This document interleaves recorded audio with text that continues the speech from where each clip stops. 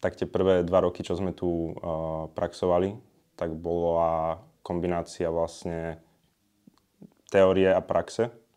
Keď už sme potom prešli vlastne do samotného závodu, tak tam už to bola vyslovene skôr tá prax ako taká, práca s tými autami, práca s tými ľuďmi.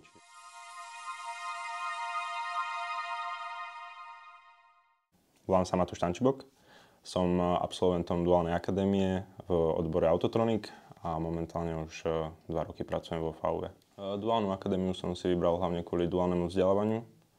Celý ten koncept toho vzdelávania mi prišiel ako fajn, čiže to bol asi ten hlavný dôvod, prečo som prišiel sem.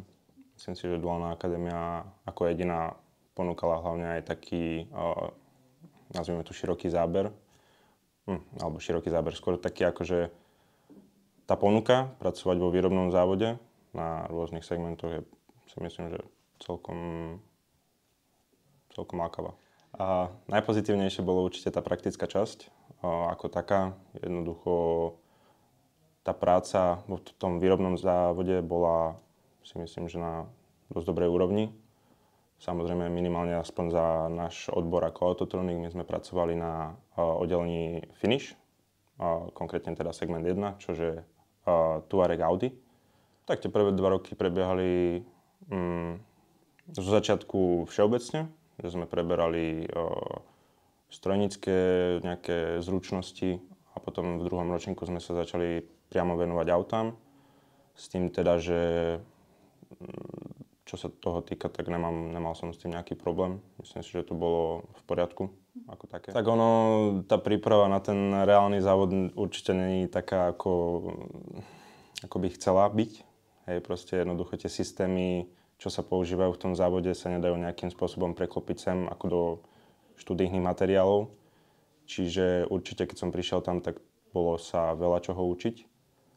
Ale minimálne také tie základné, povedal by som, že mechanické zručnosti, tak to nás vedeli pripraviť tunak, myslím si, že veľmi dobre. Tak tie prvé 2 roky, čo sme tu praxovali, tak bola kombinácia vlastne teórie a praxe. Keď už sme potom prešli vlastne do samotného závodu, tak tam už to bola vyslovene skôr tá prax ako taká, práca s tými autami, práca s tými ľuďmi. Ponúknuté miesto som si nevyberal ja. Miesto som dostal vlastne pri pozvánke od personalistky, keď som vlastne prišiel na pracovný pohovor s tým, že adaptácia do kolektívu si myslím, že prebehla úplne v poriadku. Že ľudia na tom segmente boli jednoducho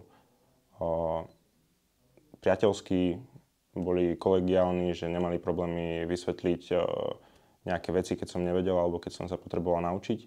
Či už to bola príprava so systémami, ktoré sme používali v závode vo výrobnom procese, alebo už bežné zákroky, ktoré sa vykonávajú na autách.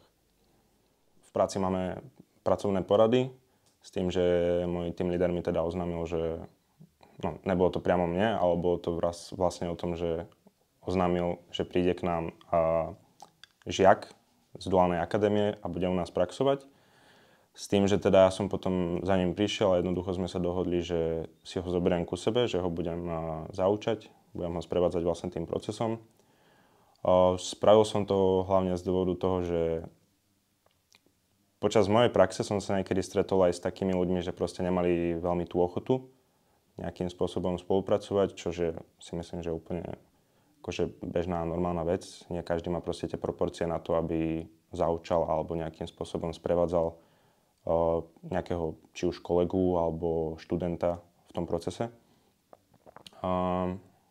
Ja som sa do toho pustil, bral som to proste optimisticky, že bude to taká nejaká nová skúsenosť a jednoducho sme sa teda dohodli, že keď príde, tak si ho zoberiem a budem ho sprevádzať tým procesom. Takto sprevádzanie už je momentálne, tuším, 4 mesiace.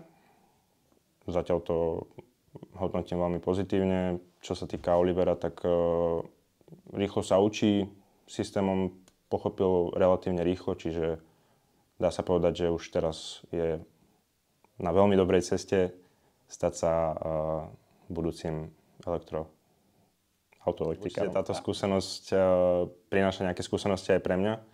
Je to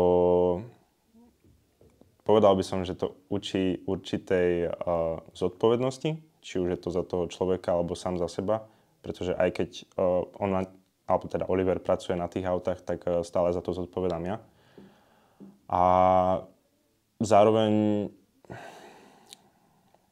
je to aj taký nejaký dobrý spôsob k tomu budúcemu pracovaniu s práve Oliverom, ktorý samozrejme by mohol byť v budúcnosti môj kolega. Tak ja som hneď pristúpil k tomu takým štýlom, že nechávam Olivera pracovať samého, s tým, že vyslovene iba dohľadám na ten proces.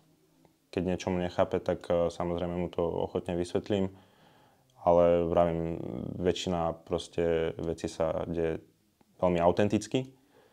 Či už je to mechanická práca alebo práca práve so flashovaním, kodovaním geretov v autách, čiže nemáme nejaké prísne pravidlá ohľadne toho, že toto teraz idem robiť ja, lebo nie si skúsený alebo niečo.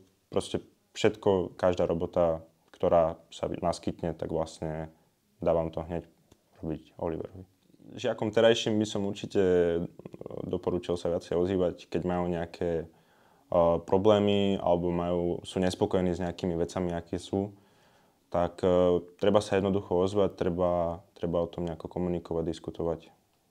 To je asi všetko, čo by som odkázal.